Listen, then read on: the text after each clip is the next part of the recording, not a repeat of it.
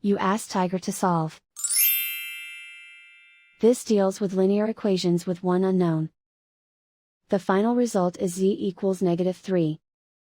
Let's solve it step by step. Simplify the expression.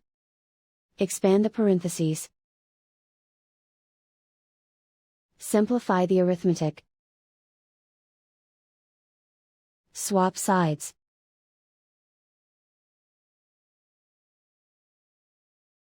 Group all constants on the right side of the equation. Subtract 21 from both sides. Simplify the arithmetic.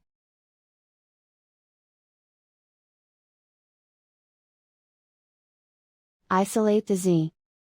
Divide both sides by -7. Cancel out the negatives. Simplify the fraction.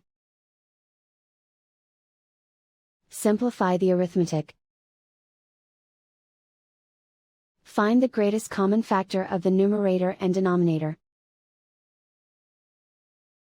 Factor out and cancel the greatest common factor. And so the final result is z equals -3.